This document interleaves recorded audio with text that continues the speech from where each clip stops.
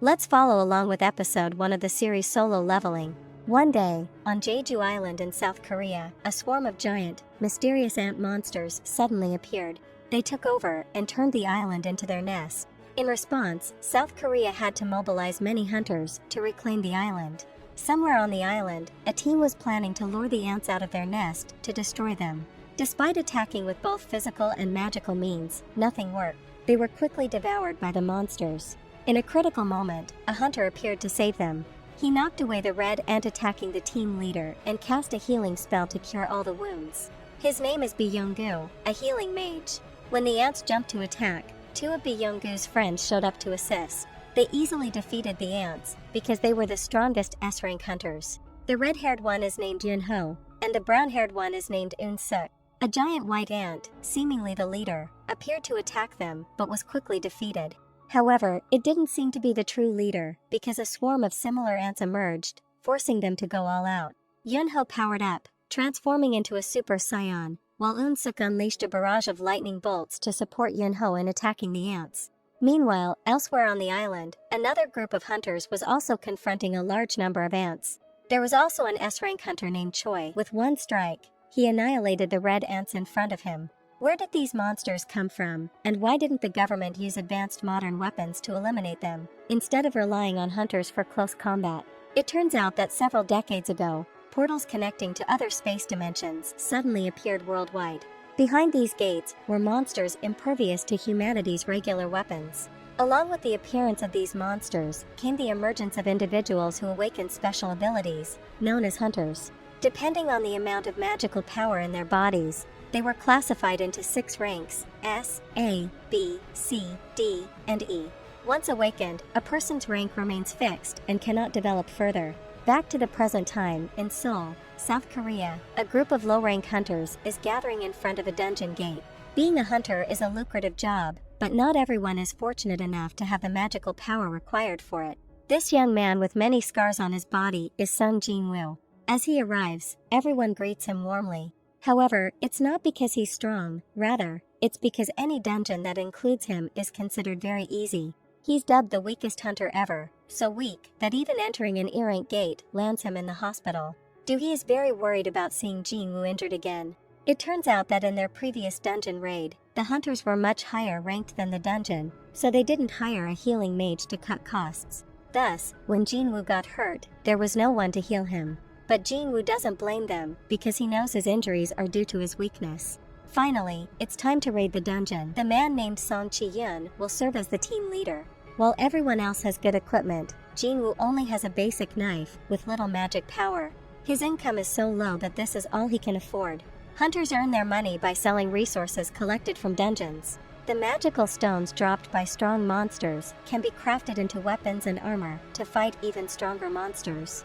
Mana stones collected in dungeons are considered a perfect new green energy source by the government. They are more efficient than hydro, wind, and geothermal energy and don't pollute the environment like thermal power. Therefore, the role of hunters is very important. Jinwoo is happy after killing a goblin and collecting a magical stone, but he carelessly gets attacked and seriously injured by another goblin.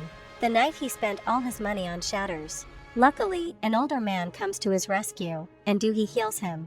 When he regains consciousness, the hunting team has already dealt with the boss. Doohee is frustrated by Jinwoo's carelessness and reminds him that if he continues like this, he will soon lose his life in a dungeon.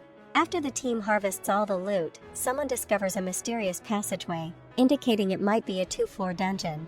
According to Hunter Association rules, they must return and report this to receive instructions. However, some team members don't want to miss this chance to get rich, as 2-floor dungeons often have many rewards. They decide to vote on whether to report back or proceed. Surprisingly, the votes are tied, and Jinwoo's vote is the deciding one. He knows that a D-rank dungeon is very dangerous for him, but his mother is in the hospital needing treatment, and his younger sister will start university next year.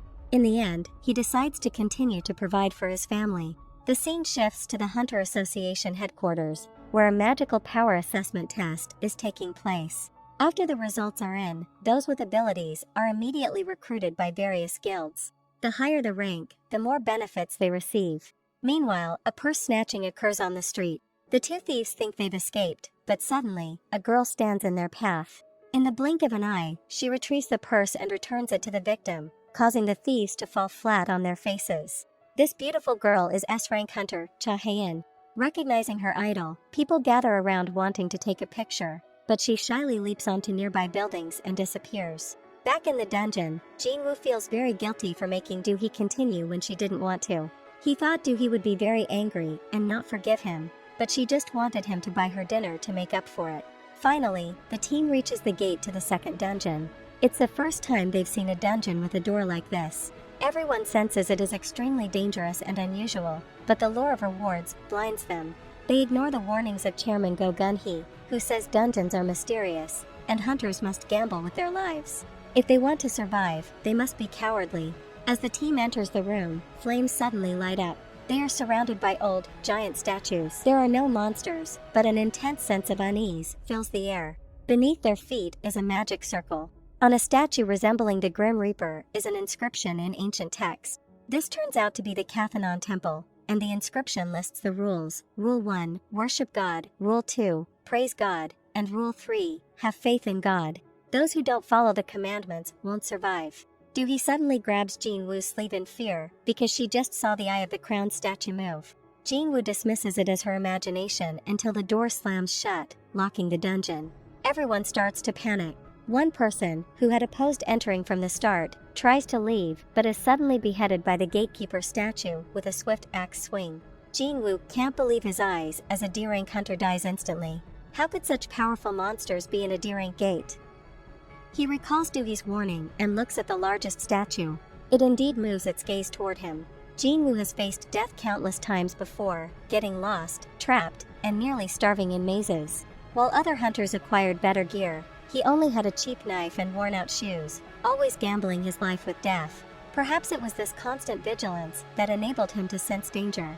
He quickly warns everyone to get down just before the statue, resembling Superman, fires 2 laser beams, incinerating everything in their path. One team member is unlucky and turns to ashes instantly.